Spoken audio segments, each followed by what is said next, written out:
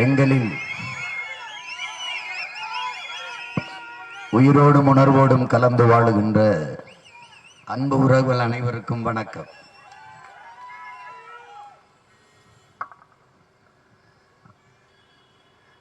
விடுதலை பெற்ற இந்திய துணைக்கண்டத்தை அரை நூற்றாண்டுகளுக்கு மேலே ஆண்டது இந்த காங்கிரஸ் கட்சி. அதற்கு பிறகு அவ்வப்போது ஓராண்டு ஈராண்டு என்று சில பிரதமர்கள் வந்து ஆட்சி செய்தார்கள். அதிலே போற்றத்தக்க பாராட்டத்தக்க சிறந்த பிரதமராக இருந்தவர் ஐயா விபி சிங் அவர்கள்தான். அதற்கு பிறகு ஐயா வாஜ்பாய் 5 ஆண்டு, பிறகு தொடர்ச்சியாக இந்த 10 ஆண்டுகள் ஐயா நரேந்திர மோடி அவர்கள். அதற்கு முன்பு ஐயா மன்மோகன் சிங் அவர்கள் 10 ஆண்டுகள். காங்கிரஸ் 10 ஆண்டு, பாரதிய ஜனதா 10 ஆண்டு ஆண்டு. நம் வாழ்நாளில் பாதி காலத்தை அவர்கள் சாப்பிட்டிருக்காங்க. பாதி காலத்தை 20 ஆண்டுகள். 20 ஆண்டுகளில் இந்த நாட்டில் நிகழ்ந்தது என்ன? ஒரு சிறிய முன்னேற்றம், ஒரு மாற்றம், ஏதாவது ஒன்று. என் அருமை சொந்தங்கள், என் அன்பு உடன் பிறந்தார்கள், இந்த தேர்தலை வழக்கம் போல ஒரு தேர்தலாக வாக்களித்து விட்டு கடந்து செல்ல முடியாது. இதை ஆழ்ந்து தெளிந்து ஆய்ந்து ஒவ்வொரு வாக்கும் நம் மண் காக்கும், நம் இனத்தின் உரிமை மீட்கும், மானம் காக்கும் என்பதை கவனத்தில் வைத்துக் கொண்டு இந்த தேர்தலிலே நீங்கள் வாக்கு செலுத்த வேண்டும். 10 ஆண்டு கால ஆட்சியில், பாரதிய ஜனதா ஆட்சியில் ஏதாவது ஒரே ஒரு நல்லது, இந்த நாட்டு மக்களுக்கு நன்மை பயக்கிற திட்டத்தை நாங்கள் கொண்டு வந்தோம் என்று சொல்லி வாக்கு கேட்க அந்த கட்சியில் இருக்கிற தலைவர்களுக்கு முடியுமா என்று கேளுங்கள். ஒரே ஒரு நல்லதை சொல்லுங்கள். எதையுமே பேசுவதில்லை. ஐயா மோடி அவர்கள் வந்தால் ரோடு ஷோ, ஐயா ராஜ்நாத் சிங் வந்தால் ரோடு ஷோன்னா சும்மா இந்த சர்க்கஸ்காரங்க கை காட்டி இப்படி ரோட்ல போயிட்டு வந்துட்டு இருக்கிற மாதிரி ஏதோ வித்த கருத்தை எடுத்து தன் மக்களிடத்தில் சொல்லணும். 10 ஆண்டு காலத்தில் இவ்வளவு சாதனைகளை இந்த நாட்டு மக்களுக்கு நாங்கள் செய்திருக்கோம், இவ்வளவு நல்லது செய்திருக்கோம், இவ்வளவு பயன் தருகிற திட்டத்தை கொண்டு வந்திருக்கிறோம். ஒன்று சொல்ல முடியுமா? ஒன்றே ஒன்று, ஏதாவது ஒன்று. பாரதிய ஜனதாவிற்கு ஏன் வாக்களிக்க வேண்டும்? ஒரு வார்த்தை, ஒரே ஒரு காரணத்தை பாரதிய ஜனதா கட்சி தலைவர்கள் வாக்கு கேட்கும் போது இந்த காரணத்திற்காக எங்களுக்கு வாக்கு செலுத்துங்கள் என்று சொல்வார்களா? மோடி பிரதமராக வேண்டும், அதற்காக வாக்கு செலுத்தணுமா என்ன? 10 ஆண்டுகள் வேற யாரும் வாடகைக்கு இருந்தாங்களா? அவர் தானே பிரதமராக இருந்தாரு. என்ன நடந்தது? எல்லாரும் தம்பி தங்கையிலே ஒரே இரவில் பணம் செல்லாது என்றார்கள். பணம் செல்லாது, 1000 ரூபாய் செல்லாது. சொன்ன காரணங்கள் என்ன? ஊழல் ஒளியும், லஞ்சம் ஒளியும், கருப்பு பணம் ஒளியும், பயங்கரவாதம் ஒளியும் என்றார்கள். ஒளிந்ததா? இதே ஐயா பிரதமர் அவர்கள் 50 நாட்கள் பொறுத்துக் கொள்ளுங்கள், உங்கள் எல்லோரையும் சொர்க்கத்தில் கொண்டு வைக்கிறேன். செத்து பல பேர் சொர்க்கத்துக்கு போனானே ஒழிய எவனும் சொர்க்கத்துக்கு போல். என்ன நிலைமை? நாடும் மக்களும் பரிதவித்து நின்றார்கள். நாசமா போனது. ஒரே நாளில் பணம் செல்லாதுன்ட்டு போய் படுத்துட்டு அறிவிச்சது யார் தெரியுமில்ல? ஐயா அருண்ஜேட்லி நிதியமைச்சர். தேர்தலில் நின்று தோற்று போனவர், 1.5 லட்சம் வாக்கில் தோற்று போனவர், மாநிலங்களவை உறுப்பினராக அவர் தேர்வு செய்து நிதியமைச்சராக்கி ஒரே ராத்திரி நவம்பர் 8 பணம் செல்லாது போ அப்படின்ட்டு. அதனால் மக்கள் பட்ட துயர துன்பத்தை யோசிச்சு பாருங்க. கேஷ்லெஸ் எக்கனாமி, செல்போன் டிரான்சாக்சன், மின்னணு பரிவர்த்தனம், பணமில்லா பரிமாற்றம் சொல்லிட்டு போயிட்டே. ஆனால்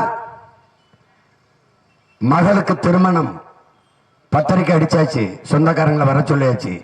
காலையில போய் நகைக்கடையில் நகை வாங்கணும், பாத்திர பண்டை வாங்கணும், துணிமணி வாங்கணும்.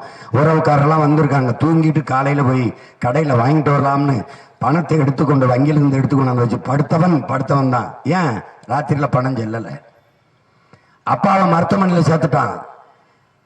அப்பா திருப்பி வீட்டுக்கு கூட்டி வரணும், பணத்தை கொண்டு கட்டிட்டு கூட்டிட்டு வரணும், டிசார்ஜ் பண்ணி எடுத்து வரணும். பணத்தை எடுத்து வச்சிருக்கான், ராத்திரில பணம் செல்லல. வேற ஊருக்கு போயிட்டான். அங்க இருந்து திருப்பி வரணும், டிக்கெட் எடுத்து வரணும், பணம் செல்லல, பரிதவிச்சு நிக்கிறான். நாடு மக்களும் தத்தளித்து நின்றார்கள். ஒரு மாற்றம் இல்லை. கருப்பணம் எங்க ஒளிஞ்சது? இன்றைக்கு உச்ச நீதிமன்றத்தின் நீதிபதி அம்மா, தலைமை நீதிபதி நீதியரசர் நாகரத்தினம்ங்கிற அம்மா சொல்றாங்க, கருப்பு பணம் ஒளியல, பணம் செல்லாது என்றதில் கருப்பு பணங்கள் எல்லாம் வெள்ளையாக மாறி இருக்கு. அவ்வளவுதான் நடந்திருக்கு. கருப்பணம் ஒளியல. பயங்கரவாதம் ஒளியும் என்றார்கள். அப்போதுதான் புல்வாமா மாவட்டத்தில் தாக்குதல் நடத்தப்பட்டு 42 ராணுவ வீரர்கள் இறந்தார்கள். ஏதாவது கருத்து சொல்வார்களா? பதில் சொல்வார்களா? நாம் எழுப்புகிற கேள்விக்கு இந்த நாட்டில் இருக்கிற தலைவர் சொல்லுவாரா? சொல்வார்களா? புல்வாமா மாவட்டத்தில் நடந்த தாக்குதலுக்கு பிறகு பாகிஸ்தான் இருக்கிற கம்பெனியில் நீங்க எலக்ட்ரல் பாண்ட்ல தேர்தல் பத்திரத்துல காசு வாங்கியிருக்கீங்களா இல்லையா? வாங்கியிருக்கீங்க. பதில் ஒண்ணும் கிடையாது. பணம் செல்லாத 1000 ரூபாய் 2000 தான் செல்லும். இப்போது ஏன் 2000 செல்லாது? செப்டம்பர்ல இருந்து 2000 செல்லாது. காரணம், பைத்தியக்காரங்க கூட இந்த மாதிரி விளையாட மாட்டாங்க, மக்களாட்சி செய்ய மாட்டாங்க. இது செல்லாது கொஞ்ச நாளைக்கு, அப்புறம் இது செல்லாது. எதுதான் செல்லும்? எதற்காக இப்ப 2000 ரூபாய் செல்லாது என்று சொன்னீர்கள்? என்ன காரணம்? பணம் செல்லாது என்றால் ஊழல் லஞ்சம் ஒழியும் என்றீர்கள். அப்படி என்றால் பிரான்சில் வாங்கின போர் விமானம், ரபேல் போர் விமானத்தில் 200 கோடி ஊழல் என்ற குற்றச்சாட்டு வந்தது. எங்க ஊழல் ஒழிஞ்சது? உங்க ஆட்சியில். நீங்கள் வாங்கியதுதான் ரபேல் போர் விமானம். உங்களுக்கு தெரியுமா என்ன அன்பு தம்பி தங்கைகளே? அந்த வழக்கு எங்க அந்த வாங்கியதற்கு அதற்கான விவரங்கள் அடங்கி இந்த கோப்பு எங்க கோப்பு அந்த ஃபைல் தொலைஞ்சு போனது என்று சொன்னது இந்த நாடு, இந்த ஆட்சி. பதில் இருக்கா? நீ ஊழலை ஒழிப்புங்கிற, நேர்மையாளங்கிற. தேர்தல் பத்திரத்தின் மூலமாக இந்தியாவிலே அதிகமாக 6650 கோடிக்கு மேலே தனிப்பட்ட முதலாளிடத்துல காசு வாங்கிய ஒரு ஊழல் பெருத்த கட்சி பாரதிய ஜனதா ஆட்சி. மறுக்க முடியுமா? பேசுவீங்களா? எங்கெங்கே அமலாக்கத்துறை சோதனை நடந்ததோ அந்த முதலாளிகள் வீடுகளில் எல்லாம் காசு வாங்கியிருக்க. எப்படி? இடி ரைடு போடுவார், மோடி வாசல போடுவார். ஒரு காசு 2 காசுல 6650 கோடிக்கு மேல. அதுக்கப்புறம் அம்மா மம்தா, காங்கிரஸ், திமுக பேசாத எலக்டர் பண்ண தேர்தல் பத்திரத்துல அவன் எழுதுறான், இந்த தேர்தல் பத்திரத்துல காசு வாங்காத ஒரே கட்சி நாம் தமிழர் கட்சி தான். அப்படி எங்க பேர் சொல்லுங்க. நம்ம நேர்மையாளர் இங்க போட்டி வர்றாருல்ல பிஜேபிக்கு, அவர்கிட்ட கேளுங்க, ஏங்க இந்த எலக்ட்ரல் பாண்ட்ல நீங்க 6000 கோடிக்கு மேல காசு வாங்கிட்டீங்கன்னு சொல்றாங்கல்ல, அதை பத்தி உங்க கருத்து என்ன? நோடில்லா அது நோடில்லா காவிரி இஷ்யூ நோடில்லா, தமிழ்நாடு நோடில்லா, இங்க உனக்கு ஓட்டில்லா. என்னது கொடுமை? நேர்மையாளர்கள் மகாராஷ்டிரால சிவசேனா ஆட்சியை கலைச்சு 42 எம்எல்ஏ விலைக்கு வாங்குறாங்க. ஒரு எம்எல்ஏ விலை எவ்வளவு தெரியுமா? 130 கோடி. 42 எம்எல்ஏ 130 கோடி கொடுத்து வாங்கி முதலமைச்சராகி இவங்க ஆட்சி செய்து 70,000 கோடியில் ஊழல் குற்றச்சாட்டு சாட்டப்பட்ட அஜித் பவரை துணை முதல்வராக்கிய கட்சி பாரதிய ஜனதா.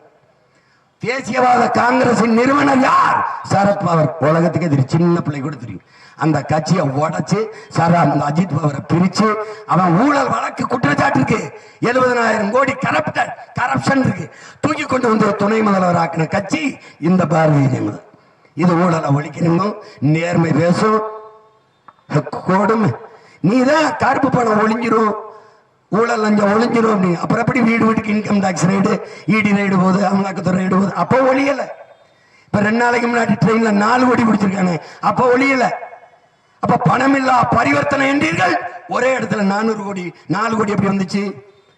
பணமில்லா எப்படி சொல்ற நீ? கேஷ்லெஸ் எக்கனாமின்ற. கேஷ்லெஸ் எக்கனாமிக்கு வந்த நீ வா, சிம்பிள்லெஸ் எலெக்ஷனுக்கு வா, சின்னமில்லாத தேர்தலுக்கு வா, நீ சரியான ஆளு, சின்னமில்லாத தேர்தலுக்கு வா. நீ இந்த நாட்டின் தேசிய மலரை சின்னமாக வைத்து நிற்கிற. எனக்கு நேற்றுக்கு முதல் நாள் கொடுக்கிற மைக்கு சின்னத்தை நீ சரியான வீர ஆண்மகனா இருந்தா அதே விவசாய சின்னத்தை கொடுத்து நீ தாமரை நின்று மோதி இருக்கணும். நீ 2024 ஏன் கட்சி, இது ஏன் கட்சி நான் சொல்ல முடியும். அது உன் கட்சியா? நீ உருவாக்குனதா? நீ நல்ல வீர மகன் ஆண்மகன், வெளியே வா. வெளியே வந்து நீ கட்சியை தொடங்கு. என்னை மாதிரி தொடங்கு, என்னை மாதிரி தொடங்கி நில்லு. அப்படி நில்லு, ஆண்மகனா நில்லு. இது ஏன் கட்சி, என் ரத்தம், என் வேர்வை, நான் மூச்சை பேச்சாக்கி உருவாக்கின கட்சி. நீ வா, வருவியா? நீ மோடியின் நிழல நின்று ஆடுற. மோடி அப்படி போயிட்டு நிழல நீ செத்து போவ, விழுத. ஒண்ணு இருக்காது உனக்கு, ஒரு பயம் மதிக்க மாட்டான். இந்த மாநில தலைவர் பதவியிலிருந்து உன்னை தூக்கி போட்டா பொன் ராதாகிருஷ்ணன், தமிழிசை, சிபி ராதாகிருஷ்ணன் ஒரு மரியாதையாக இருந்தது. ஏன்னா நல்ல மனிதர்கள், அதுவும் உனக்கு இருக்காது. என்னென்ன சேட்டை, சின்னத்தை எடுத்து கொடுத்து கர்நாடகாவில் ஒரு கவர்மெண்ட்கோ அவன் இங்க போட சொல்லி அவன் போடல. சரி போச்சுன்னா சுயேட்சைக்கு கொடுத்து எங்கெல்லாம் மைக்கு சின்னம் இருக்கோ அதுக்கு பக்கத்துல சுயேட்சையில போட முடியாதுன்னா தேசிய கட்சிக்கு ஒதுக்கி இருக்கு. எப்படி சுயேட்சையில போடுது? போ, எப்படி போடுது? எப்படி போடுது? ஃபர்ஸ்ட் கம் ஃபர்ஸ்ட் சர்வ்னா அப்படி போய் ஐயா ஜி.கே. வாசனுக்கு சைக்கிள் போச்சு, அப்படி டிடிவி தினகரன் ஐயாவுக்கு குக்கர் போச்சு, எங்க ஐயா அன்புமணிக்கு எப்படி மாம்பழம் போச்சு. அது ஃபர்ஸ்ட் கம் ஃபர்ஸ்ட் சர்வா? என்னோட சின்னத்தை சுயேட்சையில வைக்கிற நீங்கள் ஏன் இந்த சின்னங்களை 2 தொகுதியான போடுறாங்க, மீதியை சுயேட்சைக்கு வைங்கன்னு ஏன் சைக்கிளை வைக்கல, ஏன் குக்கரை வைக்கல, ஏன் மாம்பழத்தை வைக்கல? ஏன்னா என்னை பார்த்து பயம், உனக்கு பயம்.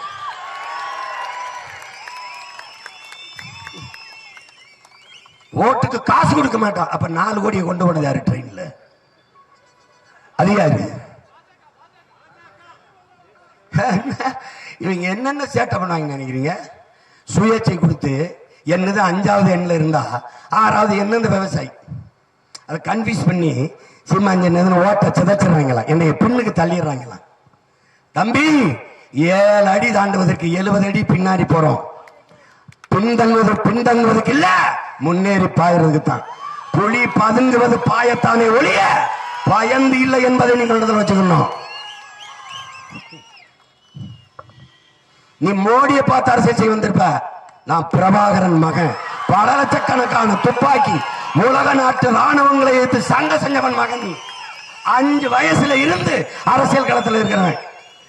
சிவகங்கையில இளையான்குடியில் இருந்து 5 வயசு பையனாக கம்யூனிஸ்ட் கட்சியை கொடியை பிடிச்சிக்கிட்டு விவசாய போராட்டத்துக்கு மாவட்ட ஆட்சியர் தலைமைக்கு ஆட்சியர் அலுவலகத்துக்கு நடந்து போன மகன் நான். நீ எனக்கு அரசியல் பேசக்கூடாது. சும்மா ஆட்டம் காட்டுறது. அவருக்கு சின்னம் இல்ல, ஓட்டம் இல்ல இருக்கு. ஜூன் 4ஆம் தேதி தெரிஞ்சிரும்ல. நீ பெரிய வீரனாச்ச, தனியா வந்திருக்கலாமே. பெரிய கட்சி, 22 மாநிலத்தை ஆண்ட கட்சி, 10 ஆண்டுகள் பாரத நாட்டை ஆண்ட பெரிய கட்சி, உலக பெருந்தலைவர் மோடியை கூட்டிட்டு வந்து ஓட்டு கேட்கிற கட்சி, தனியா நிக்க வேண்டியதானே? ஒரு மத கட்சி, இங்க இருக்கிற எல்லா சாதி கட்சியும் கூட்டிக்கிட்டு ஒரு கூட்டணி பேச்சு. அப்படியே நாங்கள் வென்று விடுவோம்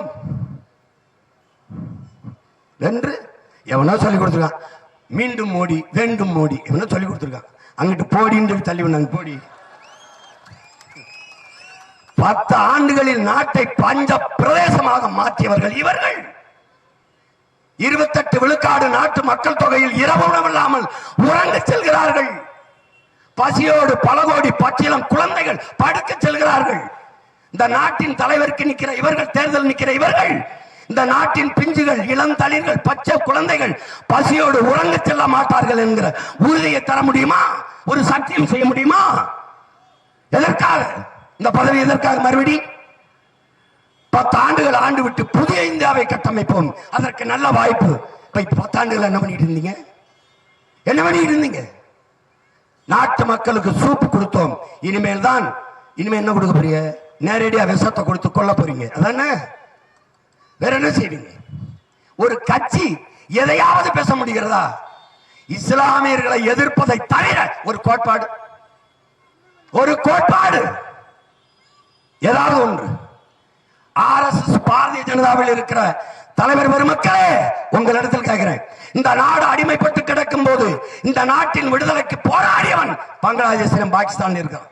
ஆனால் இந்த நாட்டு விடுதலைக்கு போராடாதவர்கள் அத்தனை பேரும் பாரதிய ஜனதாவிலும் பாராளுமன்றத்துக்குள் இருக்கிறார்கள். அறிவார்ந்த தமிழ் சமூக தம்பி தங்கையிலே தேசப்பற்றை நமக்கு சொல்வார்கள். செக்கிழுத்தவன் பேரன், நான் எனக்கு நீ சொல்லாத. தூக்குலதங்கள் தீரனின் பேரனுக்கு நீ சொல்லாத எனக்கு நாட்டுப்பற்ற. பூலித்தேவன், மருதுபாண்டி, வேலுநாச்சார், அழகுமுத்துக்கோனின் பிள்ளைகளுக்கு தேசப்பற்ற எவனும் சொல்லித்தர வேண்டியதில்லை. பாரத மாதாக்கு செய்யினா நீ பற்றாளனா? பாரத நாடே பைந்தமிழர் நாடு. அரசியல் சாசனம் தெளிவு கொடுத்த அண்ணல் அம்பேத்கர் சொன்னதை கேட்டுட்டு வா. தெற்காசிய முழுமைக்கும் பரவி வாழ்ந்தவர்கள் தமிழர்கள், மற்ற இனத்தவர்களாம் வந்து குடியேறுகள் என்று ஹார்வர்ட் பல்கலைக்கழக பேராசிரியர் பெருமக்கள் டோனி ஜோசப்பும் ரிச்சார்டும் மார்ட்டினும் எழுதிய ஆய்வு கட்டுரை ஒரு தடவை படி. இது ஐபிஎஸ் படிச்சால் தானே, அது படிச்சு எழுதினியா பார்த்து எழுதினியான்னு தெரியல.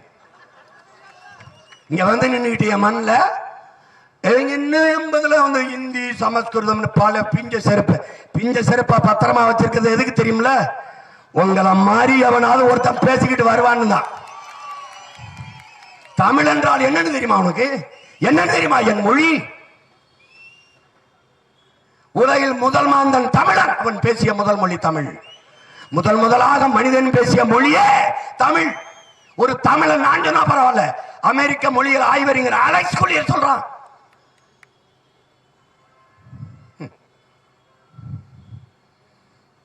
பகிரலை ஆற்றுடன் பன்மலை அடுக்கத்து குமரி கோடும் கொடுங்கடல் கொள்ள வடதிசை கங்கையும் இமயமும் கொண்டு தென் திசை ஆண்ட தென்னவன் வாடி என்று சிலப்பதிகாரம் பாடுது. இமயம் வரை கட்டி ஆண்டவன்டா. இமயத்தில் கொடியை நட்டான் இமயவரம்பன் நெடுஞ்சேரலாதன் என்றால் ஊரா நாட்டில் போய் நட முடியாது. என் நாடு அது. சேட்டை செய்யறது சும்மா தமிழ்னு பேசிக்கிட்டு இருக்காங்க. என்ன உங்க ஆளு ஊரா நான் பேசுறதே பேசிட்டு அப்படி. இந்திய மொழிகளின் தொன்மையை தமிழில் இருந்து அறியலாம். நான் பேசல, ஐயா மோடி. உலக மொழிகளின் மூத்த மொழி தமிழ், அது எங்கள் இந்தியாவில் இருப்பது பெருமை. இதுவும் நான் சொல்லல, ஐயா பேசுனதுதான். ஓட்டு கேட்க வரும்போது வரப்பெயரா நீர் உயரா நெல் உயரா எல்லாம் பேசுறது. பாட்டி அவையோட பாட்டை பாடுறது, நம்மள நம்புறது. நம்மால நம்ம மேல பாசமா இருக்காரு. கோழிக்கு இறவிடும் போது பேக் பேக் பேக் பேக்னு அதன் மொழியிலேயே பேசி போடுறது. அந்த பயவுல நம்மால நினைச்சு தின்ட்டு அடுத்த அரைநொடியில சட்டியில வந்துகிட்டு இருக்கும். அந்த மாதிரிதான் நீ. இவனை நம்பாத, இவன் நம்மால் மாதிரி நடிப்பான். நம்பாத. உண்மையிலே தமிழ் மீது தமிழர்கள் மீது பற்றிருந்தால் புதிதாக கட்டியெழுப்பப்பட்ட பாராளுமன்ற கட்டடத்திலே அங்கே இங்கிலீஷிலே கல்வெட்டு, சமஸ்கிருதத்தில் கல்வெட்டு, இந்தியிலே கல்வெட்டு. ஏன் என் தாய்மொழி தமிழிலே இல்லை? இந்தியாவின் மூத்த மொழி தமிழ். தெரியாதா? இந்திய ஆட்சி மொழி எது வர வேண்டும்? இந்திய மொழியில் தொன்மையான மொழி எதுவோ அதான் வர வேண்டும். கருத்து முன்வைக்கப்பட்ட கருத்து. அந்த நேரத்தில் ஒரு மகன் எழுந்தான். இந்திய மொழிகளில் தொன்மையான மொழி அதுதான் பழமையான மொழி, அதுதான் ஆட்சி மொழியாக வர வேண்டும் என்றால் தமிழ் தான் வர வேண்டும். தமிழ்தான் இந்திய மொழிகளில் மூத்த மொழி, தொன்மையான மொழி. இதை எந்த வரலாற்று ஆய்வு அறிஞனும் தொல்பொருள் ஆராய்ச்சியாளனும் மறுக்க முடியாது என்று பேசியவன் எங்கள் தாத்தா கண்ணியமிக்க காகித மெல்லத்தவர்கள். நேரவர்கள் என்ன சாய்வு, நீங்க உருதை கேட்பீர்கள் என்றால் தமிழை கேட்கிறீர்களே என்ற போது, இஸ்லாம் எங்கள் வழி, இன்ப தமிழே எங்கள் மொழி. நான் அல்லாஹ் என்று அழைப்பதற்கு முன்பே அம்மா என்று அழைத்தவன். அந்த மொழிக்கு இந்திய நாடு கொடுத்த அங்கீகாரம் என்ன? நீங்கள் பெற்று தந்தது என்ன? இந்திய நாடாளுமன்றத்துக்குள் தாய்மொழியில் பேசுகிற அங்கீகாரம், உரிமை இருக்கிறதா? நாங்கள் பேசும்போது கொக்கரிக்கிறீர்கள், சிரிக்கிறீர்கள். எங்க ஐயா தம்பித்துறை பாராளுமன்ற உறுப்பினராக இருக்கும் போது தமிழிலே பேசியதற்கு ஏளனமாக சிரித்தீர்கள். ஒரு தமிழன் தன் தாய்மொழியை இழிவுபடுத்தி பேசுவது உலகத்தில் எங்க நடக்குது? எங்க நடக்குது?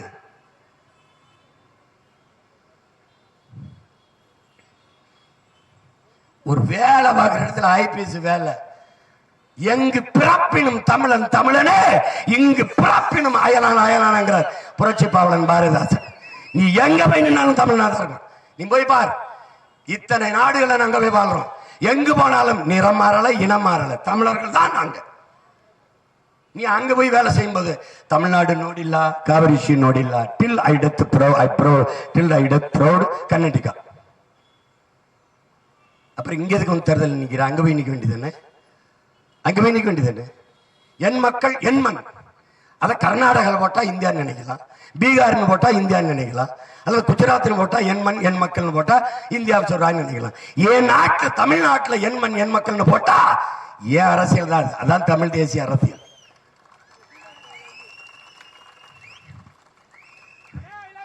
ஒரு கருத்து கிடையாது, சும்மா நடப்பாங்க, இல்லைன்னா ரோடு ஷோ இப்படி கையை காட்டிட்டு இப்படி போயிட்டு இருப்பாங்க. நீங்க ஓட்டு போடும்போது தேர்தலில் போய் கையை காட்டிட்டு போயிட்டு இருக்க வேண்டியதான். ஒரு கோட்பாடு, ஒரு கருத்து. இவ்வளவு கேட்கிறமே, ஒண்ணு பணம் செல்லாது என்பதும் ஜிஎஸ்டி வரியும் தான் இந்திய நாட்டின் பொருளாதாரத்தை இவ்வளவு பெரிய வீழ்ச்சிக்கு தள்ளியது உலக வங்கி. அதற்கு இந்த சங்கிகளின் பதில் என்ன? உலக வங்கி சொல்லுது இதுதான் காரணம். வளரும் வளரும் என்றார்கள், வளரும் நாடு பட்டியலையே இந்தியா இல்லை. எங்கே வளருது? எங்கே வளருது? நீ டிஜிட்டல் இந்தியா, எண்ணியல் இந்தியா, ஸ்மார்ட் சிட்டி, எண்ணியல் இந்தியால தேர்தல் நடந்துச்சுல, ஓட்டை எண்றதுக்கு எதுக்கு 44 நாள் எதுக்கு ஆகுது? தட்டா சொல்ல போகுது, தட்டினா சொல்லுமில்ல ராஜா. அது ஏன் 44 நாள் பெட்டி ஒரு இடத்துல பூட்டி கிடக்குது? இது என்ன எண்ணியல் இந்தியா? என்ன இந்தியா? ஸ்மார்ட் சிட்டி, ஸ்மார்ட் சிட்டியில நாடு எந்த அளவுக்கு வளர்ந்துருக்கு சொல்லு. அந்த இடங்கள்ல குடிநீர் சரியா கிடைச்சிருச்சா? தடையற்ற மின்சாரம் வந்துருச்சா? சாலை சரியா போடப்பட்டுருச்சா? கல்வித்தரம் உயர்ந்துருச்சா? ஒரு இளவும் இல்லை. அப்புறம் ஸ்மார்ட், ஏன் ஸ்மார்ட் வில்லேஜ் வர மாட்டேங்குது? ஏன் வர மாட்டேங்குது? நீங்கள் வளர்ச்சி என்று கட்டமைப்பது நகர்ப்புற வளர்ச்சியை மட்டும்தான். நகர்ப்புற வளர்ச்சி, நகர்ப்புறத்திலே கல்வி, நகர்ப்புறத்திலே மருத்துவம், நகர்ப்புறத்திலே வேலை வாய்ப்பு என்றால் கிராமங்கள் காலியாகும், நகரங்கள் பிதுங்கி வெடிக்கும். கிராமங்கள் காலியானால் நகரங்களில் வாழுகிற மக்களுக்கு உணவு தேவை. பால், முட்டை, கறி, அரிசி, பருப்பு, கீரை, வெங்காயம், வெண்டைக்காய், சொரைக்காய், பூசணிக்காய், புடலங்காய் எங்கிருந்து வரும்? கிராமம். கிராமம் காலியானால் வறுமையை சந்திக்கும் நாடு செத்து போகும். இதை சிந்திக்காத தலைவர்கிட்ட நாட்டை கொடுத்து என்ன பண்ண போற? பசிக்குதா? பசிக்காம இருக்க நான் ஒரு மந்திரம் சொல்றேன், ஜெய் ஸ்ரீராம் சொல்லிட்டு போய் படுத்துரு. ரொம்ப பசிக்குதாடா, ரொம்ப பசிக்குதா, 3 டைம்ஸ் ஜெய் ஸ்ரீராம், ஜெய் ஸ்ரீராம், ஜெய் ஸ்ரீராம். பரீட்சைக்கு போறியா? பரீட்சைக்கு போறியா? தேர்வு தாள் பாருடே, ஜெய் ஸ்ரீராம், ஜெய் ஸ்ரீராம், ஜெய் ஸ்ரீராம், ஜெய் ஸ்ரீராம். கீழே கீழே கீழே மோடி வாழ்க, மோடி வாழ்க, மீண்டும் மோடி, வேண்டும் மோடி, மீண்டும் மோடி, வேண்டும் மோடி. பாஸ் பாஸ், நீ பாஸ், நீ பாஸ். 6 வயசு பிள்ளைய கற்பழிச்சிட்டாங்களா? என்னங்க இப்படி பண்ணிட்டாங்க? ஜெய் ஸ்ரீராம், ஜெய் ஸ்ரீராம், ஜெய் ஸ்ரீராம். என்னங்க இத்தனை கோடி மக்கள் பசியோடு இருக்காங்க? ஜெய் ஸ்ரீராம், ஜெய் ஸ்ரீராம். இப்ப தேர்தல் அங்க ஓட்டு ஒண்ணு கேட்கும், ஜெய் ஸ்ரீராம், ஜெய் ஸ்ரீராம், ஜெய் ஸ்ரீராம். நான் உனக்கு ஒரு உடன் பிறந்தவனா சொல்றேன், எனக்கு ஓட்டு போடு, போடாத. நீ போடாம கூட விடு, ஆனா இவங்களுக்கு போட்டாத, இவங்களுக்கு போட்டாத. இந்த நச்சு செடியை, இந்த நாச மரத்தை நம் நாட்டில் வளர விட்டுறாத. அவன் வந்தா 1.5 கோடி இந்திக்காரன் உள்ள இருக்கான். இந்த நிலத்தின் அரசியலையும் அதிகாரத்தையும் அவன் தீர்மானிப்பான். நீ நாடற்றவன் ஆக்கப்படுவாய், அடித்து விரட்டப்படுவாய். எழுதி வச்சுக்க. இப்பவே இந்திக்காரன் வந்துட்டான். இந்தியை திணித்தார்கள், எதிர்த்தாய். இந்திக்காரனை திணிக்கிறார்கள், முடியல. திமுக எதிர்கட்சியா இருக்கும்போது இந்தி அது போடா, ஆளுங்கட்சியா வந்தா இந்திக்காரனை வாடா. எதிர்கட்சியா இருக்கும்போது கோம்போ மோடி, ஆளுங்கட்சி வெல்கம் மோடி. இதாண்டா இவங்க கொள்கை. இவ்வளவுதான் திமுக, இவ்வளவுதான். இவங்க கோட்பாடு என்ன? ஒரு செங்கலை தூக்கிட்டு வருவாங்க பாருங்க, எய்ம்ஸ். இந்த செங்கலை வச்சது யாரு தெரியுமா? இவங்க தான். மன்மோகன் சிங் ஆட்சியில எங்க ஐயா அன்புமணி சுகாதாரத்துறை அமைச்சராக இருக்கும்போது அடிக்கல் நாட்டினாங்க. அதுக்கப்புறம் 15 ஆண்டு மறுபடியும் இப்ப அந்த செங்கலை தூக்கிட்டு வந்திருக்க. அப்படி நீங்க அடிக்கல் நாட்டிங்களே, ஏன் கட்டி முடிக்கல? அதுக்கப்புறம் ஐயா மோடி 10 ஆண்டு கட்டி முடிக்கல. இந்த செங்கல் எதற்காக இன்னும் பாதுகாக்கப்பட்டிருக்கிறது? இவங்களுக்கு சமாதி கட்டுறதுக்கு, அடிக்கல் வைக்கிறதுக்கு நமக்கு அந்த செங்கலை வச்சிருக்காங்க. அப்புறம் என்ன வருது? அப்புறம் முட்டை. எதுக்கு? 3 ஆண்டு ஆட்சியில நாங்க வாங்கின மார்க் இதுதான், முட்டை. இந்த முட்டை தான் எங்கள் மதிப்பு. அதுக்கப்புறம் என்ன? ஒரு போட்டோ. ஐயா எடப்பாடி பழனிசாமி பிரதமர் மோடியை பார்த்து எப்படி பல்ல காட்டி சிரிக்கிறாரு பாருங்க, அது ஒரு படம். இவர் ஐயா எடப்பாடி பழனிசாமி ஸ்டாலினும் ஒரு மகன் உதயநிதியும் பாருங்க மோடி கிட்ட எப்படி பல்ல காட்டி சிரிக்கிறாங்க. 2 பேரும் கோல்கட் பர்பஸ் விளம்பரத்துக்கு நடிக்கிறாங்க. இங்கிட்டு பல்ல காட்டிக்கிட்டு. நீங்க ஏப்ரல் 19 போய் ஓட்ட மைக்கு போட்டுட்டு பல்ல காட்டிட்டு வந்துருங்க, அவ்வளவுதான். ஒன்னும் பண்ண முடியாது ராஜா. திராவிட திருடர்கள்ட்ட நாட்டை கொடுத்த நீ 1000-500க்கு கையேந்திர பிச்சைக்காரன மாறி நிக்கிற. இந்த பயல்கிட்ட கொடுத்த சொடா சொடா நகிக படா படா அப்படின்னா கொஞ்சம் கொஞ்சமா திருடாத, மொத்தமா திருடிருங்க. உன்னை முடிச்சு விடுறான், பாத்துக்க, முடிச்சு விடுறான். ஈழத்துல உன்னை அடிச்சு விரட்டுனா அகதியா வந்து நிக்கவாத ஒரு இடம். இங்க அடிச்சு வரட்டினா எங்க போவாய் மல்லாக்கு போய் படுத்து வீட்டுல சிந்தி. அண்ணன் இதை சொன்னானே, எங்க போறோம் தெரியலன்றானே, அடிப்பான். திருப்பூர்ல அடிச்சோடனே என்னை கூப்பிட்டான். நான் சொன்னேன், மக்களே நான் போதிக்கும் போது உனக்கு புரியாது, பாதிக்கும் போது நான் சொல்றது புரியும்னு. அடிச்சா உனக்கு வலிச்சது என்னை தேண்டேன். இப்பவும் சொல்றேன், அடிப்பான் அடிப்பான். நாடுதான் தமிழ்நாடு. இருக்கிற அதிகாரம் உன் அதிகாரம் இல்ல, உனக்கான அதிகாரம் இல்ல. பாரு, கர்நாடகான்னு வந்துருச்சுல, காங்கிரஸ் ஒரு சொட்டு தண்ணி தர முடியாதுங்கிறான். ஆனால் அவன் இந்திய கட்சி, இந்திய இறையாண்மை பேசுவான், தேச ஒற்றுமை பேசுவான். கர்நாடக மாநிலம் தேர்தல் ஓட்டு என்று வந்தால் தமிழ் தேசியத்தின் உரிமையை பறிப்பான். பாரதிய ஜனதா இந்திய கட்சியுமா, தேச ஒற்றுமை, பாரதமாக கிட்டு எல்லாம் பேசுவான். கர்நாடகா வந்தால் கன்னடர்கள் கட்சியா மாறிடுவான். ஒரு சொட்டு தண்ணி மேகதாது அணை கட்டணும். காங்கிரஸ் பிஜேபி ஒரே மாதிரில கத்துவான். நீ என்ன பண்ணும்? நீ என்ன பண்ண? ஒரு சொட்டு தண்ணி இல்லையா, ஒரு ஓட்டு உனக்கு இல்லை. அந்த முடிவை நீ எடுக்கணும். அதான் உன்னால செய்ய முடியும். உன் உரிமைக்கு எதிராக நிற்பவன், உன் உணர்வை மதிக்காதவன், உன் உயிரை ஒரு பொருட்டாக நினைக்காதவனுக்கு நீ ஓட்டு போடாமல் வீழ்த்தினால் அவன் உன் மேல அக்கறையில் வருவான். ஏதாவது பேசினா ஏதாவது செஞ்சா தாண்டா ஓட்டு போடுவாங்க, தமிழ்நாட்டுக்கு நுழைய முடியாதா என்ற நிலையை நீ உருவாக்கணும். சரி, மேகதாதுல அணை கட்டணும்னு சொல்றாரு மத்திய நீர்வளத்துறை அமைச்சர், பாரதிய ஜனதாவோட அமைச்சர். தம்பி கருத்தன்னு, இந்த மாநிலத்தின் தலைவர், பாஜக தலைவரின் கருத்தன்னு, ஒரு சொட்டு தண்ணி தர முடியாது தமிழ்நாட்டுக்கு. காங்கிரஸ் ஆளுகிறது. காங்கிரசின் முதல்வர் சீதாராமையா, துணை முதல்வர் சிவகுமார் சொல்லுகிறாங்க. உங்கள் கருத்து என்ன பெருமகனே? உங்கள் கருத்து என்ன? தமிழ்நாட்டு மக்களின் நதிநீர் உரிமையிலே உங்கள் நிலைப்பாடு என்ன? என்ன நிலைப்பாடு? கச்சத்தீவு மீட்பு அது நாங்க பாத்துக்கிறோம். அருணாச்சல பிரதேசம் என்னதுங்கிறான சீனா, அதுல உங்கள் நிலைப்பாடு வாட்டப்பட்டு ஸ்டாண்ட், ஒரு ஒப்பீனியன் என்ன இருக்கு? 11 மாவட்டத்துக்கு சைனீஸ்ல பேர் வச்சு பழக வச்சுட்டு போயிருக்கானே, அதுல ஏதாவது கருத்து இருக்கா? எடுத்து பேசுவீங்களா? அருணாச்சல பிரதேச தொட்டா தொலைச்சு போறோம், அப்படி ஏதாவது வசனம் இருக்கா? வீர வசனம் இருக்கா? நோ. ஏன்? அவன் உண்மையிலே ராணுவம் வச்சிருக்கான். என்னது? ஒரு கோட்பாடு கிடையாது. இஸ்லாமியர்களுக்கு எதிராக பேசுறது, கிறிஸ்தவர்களுக்கு எதிராக பேசுறது தவிர வேற. மதம் எப்படி அரசாங்கம்? மதம் மதம் கடந்து மனிதம் பேசணும். அதான் அரசியல், அதான் கட்சி. நீ ஒண்ணு செய்ய, இஸ்லாமியரை நிராகரிச்சு இஸ்லாமியனுக்கு ஒரு சீட்டு கூட கொடுக்க மாட்டான், அவன் ஓட்டு உனக்கு போட மாட்டான். நீ சரியான ஆளுக தானே. இஸ்லாம் கிறிஸ்தவர் இந்த நாட்டுக்கு வரி கட்ட வேண்டாம், ஒரு அறிக்கை போடுவா. நீ மாட்டுக்கறி அதிகமா ஏற்றுமதி செய்யறது யாரு? நீதான். 24 லட்சம் டன் பீஃப் எக்ஸ்போர்ட் है, हिंदुस्तान से नंबर 1 है சொன்னது நீங்க தான். எந்த நாட்டுக்கு ஏற்றுமதி செய்றீங்க? அது அவ்வளவும் கிறிஸ்தவர் இஸ்லாமியர் நாடு இல்லைன்னு சொல்லு. அவன் காசு வேணும். எப்படி? இஸ்லாமியர் கொடுக்கிற காசு, மாட்டுக்கறி அனுப்பிட்டு காசு, பெட்ரோல் வரணும், எல்லாம் வரணும். ஆனா இங்க இருக்கிற இஸ்லாமிய பாகிஸ்தான் ஓடிடணும், காஷ்மீர் இஸ்லாமிய இந்தியாவுக்குள்ள வந்துடணும். எப்படி ஒரு கோட்பாடு, ஒரு கொள்கை? இவனுக்கு ஏதாவது ஒண்ணு. பாகிஸ்தான் பக்கத்து நாடு, பசுமாடு, ஜெய் ஸ்ரீராம் கோஷம், இது 3 தவிர வேற ஏதாவது இருக்கா? ஏதாவது பாலிடிக்ஸ் இருக்கா? ஏதாவது இருக்கா? சரி, இந்த RSS பிஜேபி இருக்க தலைவர்கள் விடுதலைக்கு போராடி தூக்குல தொங்குன வேணா சொல்லு, யாராவது சொல்லு. வெள்ளைக்கார ராணி வரும்போதே காக்கி டவுசர் மேலாடையோட அரட்ட சொல்ற RSS பேரணி நடத்தி மரியாதை கொடுத்தவர்கள் இந்த RSS வீரர்கள் இல்லைன்னு சொல்லு. இந்த சவர்கர், கோலை சவர்கர் 2 முறை பிரிட்டிஷ் அரசாங்கத்துக்கு கடிதம் எழுதி என்னை மன்னித்துக் கொள்ளுங்கள், நான் உங்கள் ராஜ்யத்திற்கு விசுவாசமாக இருப்பேன் என்று மன்னிப்பு கடிதம் எடுத்து கொடுத்து வந்த கோலை வீர சவர்கர் ஆகிவிட்டார். இவருக்கு எப்படி இருக்கு? அப்ப இவரே வீரர் தூக்குலதவன பகத்சிங்க்கு பேர் என்ன, சுபாஷ் சந்திர போஸுக்கு பேர் என்ன, எங்க பாட்டன் தீரன் சின்னமலைக்கு பேர் என்ன, மருதுபாண்டி வேலநாச்சியார், பூலித்தேவன், அலைமுத்துக்குமன், பண்டாரவண்ணியன், பெரும்பிடுகு முத்தரையருக்கெல்லாம் பேர் என்ன, அவங்கள பேர் என்ன? இவரே வீரர்னா கர்நாடகால நம்மபடிதான். கர்நாடகால பாட புத்தகத்துல வீர சவர்கர் ஜெயில இருந்து எப்படி தப்பிச்சாலும் தெரியுமா? புல்புல் குருவி இருக்குல்ல, இது எப்படி இருக்கும், சின்ன குருவி. இந்த புல்புல் குருவி ரெக்கையில ஏறி உட்கார்ந்து அப்படி ஜன்னல் வெளியே பறந்து வெளியே வந்துட்டாராம். இத பாடமா வச்சு படிக்க வைக்கிறாங்க பிள்ளைய.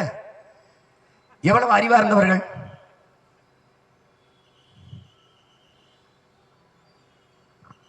ஏதோ ஏதோ கோயம்புத்தூர்னா அங்க பிஜேபி தாங்க, கன்னியாகுமரினா அங்க பிஜேபி தாங்க. போடு போடு. ஆனால் இந்த நாடு எதிர்பாராத ஒரு மிகப்பெரிய புரட்சியை எதிர்கொள்ளும். அன்னைக்கு நீங்க எல்லாம் வெக்கி தலைகுனிவி. ராம்ஜெத் மலானி என்கிற மூத்த வழக்கறிஞர் சொன்னதை நினைவில் வைத்துக் கொள்ளுங்கள். நான் மோடி ஜெயிப்பதற்கு வாக்கு கேட்டதற்காக, ஓட்டு போட்டதற்காக இந்திய மக்களிடத்திலே மன்னிப்பு கேட்கிறேன், தலை குனிகிறேன் என்று ராம்ஜெத் மலானி சொன்னதற்கு ஸ்டேட்மெண்ட் பார்த்துக்கங்க. பிரகாஷ்ராஜ் சொன்னதை ஓட்டு போடும்போது ஞாபகம் வச்சுப்போ. மோடி டிவித்தார் என்று சொன்னதை நம்புகிற நாட்டு மக்கள் மோடி இந்த நாட்டை விற்கிறார் என்பதை நம்ப மறுக்கிறார்கள் என்று. அருந்ததி ராய் என்ற சமூக செயற்பாட்டாளர் 2 பேர் நாட்டை விற்கிறார்கள், 2 பேர் நாட்டை வாங்குகிறார்கள். விற்கிற 2 பேர் மோடியும் அமித்ஷாவும், வாங்குகிற 2 பேர் அதானியும் அம்பானியும். 4 பேருமே குஜராத்திகள்.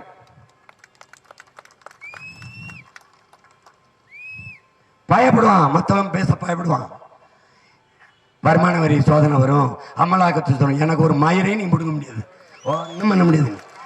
என்னைய ரைடு போடணும், என்னைய ரைடு நீ போட்ட அத்தனை அதிகாரியும் ஏன்னு உனக்கு தெரியாம போட்ட. என்ன பண்ணிட்ட நீ? என்ன பண்ணிட்ட நீ? சின்னத்தை எடுத்த, அவ்வளவுதானே. வேற என்ன பண்ண முடியும்? என்ன பண்ண முடியும்? நீ பல அதிகாரிகளை, பல கேடிகளை, குற்றவாளிகளை ஜெயில பிடிச்சு போட்டிருப்ப. நான் ஜெயில இருந்து வெளியில வந்து கட்சி ஆரம்பிச்சேன். தம்பி தம்பி அண்ணாமலை செய்த அரும்பெருங்காரி என்ன தெரியுமில்ல? தமிழ்நாட்டுக்கு மொத்த ரவுடி ஊழல்வாதிகளையும் பிடிச்சு ஜெயில போடுறதுக்கு பதிலாக பிடிச்சு பிஜேபியில சேர்த்து விட்டதா அவர் செஞ்ச பெருங்காரியம். ஒண்ணுங்க நீ வா, 2 பேரும் போவோம் அயோத்திக்கு போவோம். அரும்பெரும் கடவுள் ஐயா ராமபிரான்கிட்ட போய் சத்தியம் பண்ணுவோம். ஓட்டுக்கு 1 ரூபாவோட நாங்க பிஜேபி கொடுக்க மாட்டோம், ஒரு சத்தியம். 2வது, நாம் தமிழர் கட்சி அண்ணன் சீமானின் சின்னத்தை எடுத்ததுக்கும் எனக்கு எந்த சம்பந்தம் இல்லை, ஒரு சத்தியம். நான் சொல்றேன், இவங்கதான் எடுத்தது, இவங்க ஓட்டு காசு கொடுக்குறாங்கயா, நானும் ராமட்ட சத்தியம் பண்றேன். வர்றீங்களா? ஃப்ராடு பயல. இங்க வந்து நேர்மை, உண்மை, அப்படி இப்படி. உனக்கு நாட்டின் பிரதமர் 10 ஆண்டுகள் இந்த பிரதமர் நட்டா, இந்திய கட்சியின் தலைவர் நட்டா, அமித்ஷா, ராஜ்நாத் சிங், நிர்மலா சீதாராமன் எல்லாரும் வந்து ஓட்டு கேட்பாங்க. எனக்கு ஒரே ஆள் நான் தான், நான் ஒருத்தன் தான், ஒரே ஆள். 40 புலிகள், 20 பெண் புலி, 20 ஆண் புலி. இந்திய நாடாளுமன்றத்தை திணறடிப்பார்கள். ஒரு மகுவா மைத்தாவை சமாளிக்க முடியவில்லை உங்களால். 40 பேர் என் பிள்ளைகள் வந்தா என்ன நடக்கும் பாரு. அதிர வைப்பேன், உலகத்தை திரும்பி பார்க்க வைப்பேன். தென்னாப்பிரிக்காவில் எந்த பாராளுமன்றத்திலே பயங்கரவாதி, பிரிவினவாதி, தீவிரவாதி என்று பழி சுமத்தி அவனை 27 ஆண்டுகள் சிறையில் அடைத்தீர்களோ, அதே நெல்சன் மண்டேலாவிற்கு அந்த பாராளுமன்ற வாசலிலே சிறை வைத்தீர்கள். வரலாற்றில் மாற்றம். எங்கள் இனத்தின் தலைவனை, எங்கள் உயிர் தலைவனை, தமிழ் பேரினத்தின் வீர மிகுந்த, எழுச்சி மிகுந்த குறியீடாக இருக்கிற என் தலைவனை நீங்கள் பிரிவினவாதி, தீவிரவாதி என்று பழி சுமத்தி வைத்திருக்கிறீர்கள். இதே பாராளுமன்றத்திற்குள்ளே என் பிள்ளைகள் பதவியேற்கிற போது உயிர்ப்பால் ஊட்டிய தாயின் மீதும், தமிழ் அறிவிப்பால் ஊட்டிய தமிழ் மீதும் எங்கள் உயிர் தலைவன் பிரபாகரன் மீது ஆணையிட்டு உறுதியேற்கிறேன் என்ற நிலை உருவாகும். உலகம் எங்களை திரும்பி பார்க்கும். உரிமை இழந்து அடிமைப்பட்டு கிடக்கிற தமிழ் பேரினத்தின் பிள்ளைகள் இந்த மண்ணின் உரிமைகளுக்காக முழங்குவார்கள். இதே ஒளி வாங்கி மூலமாக. அறிவார்ந்த தமிழ் சமூக மக்களே, ஏமாந்து விடாதீர்கள். இந்த தேர்தலில் மிக விழிப்புணர்வுடன் இருங்கள். சாதி மதத்தை கடந்து நாட்டு நலனை பாருங்கள்.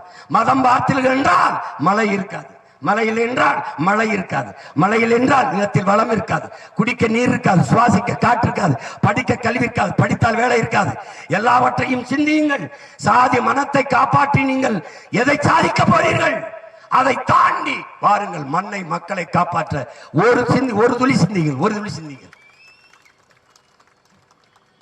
மனிதனுக்காகத்தான் மதம்.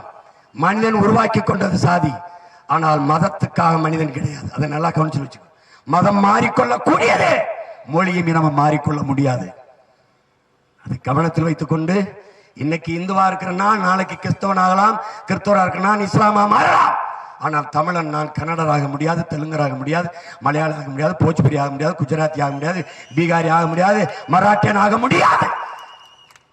நான் பிறப்பிலிருந்து இறப்பு வரை இங்கில்லை எங்கு சென்றாலும் தமிழன். அதான் என் முகம், அதான் என் முகவரி, அதான் என் அடையாளம். ஓங்கி சொல்லுங்கள், நாங்கள் தமிழர்கள் என்று. இது என் தேசம், தமிழ் தேசம் என்று. நாங்கள் தமிழ் தேசம் பேசுவது பிரிவினை என்றால், தெலுங்கு தேசம் பேசுகிற, தெலுங்கு தேசம் என்ற கட்சி வச்சிருக்கிற அந்த சந்திரபாபு நாயுடோட எதற்காக கூட்டணி வைத்தாய் என்று கேளுங்க. பதில் இருக்கா? எத்தனை கேள்வி எழுப்பியிருக்க, இன்னும் அந்த மேடையில் போய் கேட்பேன். 100 கேள்வி, ஒரு கேள்விக்காவது பதில் சொல்லும். எனவே என் அன்பு மக்கள், என் அன்பு தங்கை கோயம்புத்தூர் நாடாளுமன்ற வேட்பாளர், இந்திய நாடாளுமன்ற வேட்பாளராக என் தங்கை கலாமணி ஜெகநாதன் அவர்களை நிறுத்தியிருக்கிறேன். மிகவும் திறமையான பெண், தற்கறிவு கொண்டவள், கெட்டிக்காரி. போன முறையும் வாய்ப்பு கொடுத்தேன், இந்த முறையும் கொடுத்தேன். ஏன்? அவள் தகுதியும் திறமையும் வாய்ப்பில்லாமல் வெளிப்படலை. எவ்வளவுதான் தகுதியும் திறமையும் இருந்தாலும் வாய்ப்பு இருந்தால்தான் அது வெளிப்படும், அது ஜொலிக்கும். எனவே என் அன்பு மக்கள், உணவியல் வல்லுனர், நிபுணர் என்னுடைய தங்கை கலாமணி ஜெகநாதன் அவர்களுக்கு நீங்கள் இந்த ஒளிவாங்கி, இனத்தின் வழிதாங்கி நிற்கிற பிள்ளைகள் இந்த ஒளிவாங்கியை சின்னமாக ஏந்தி வருகிறோம்.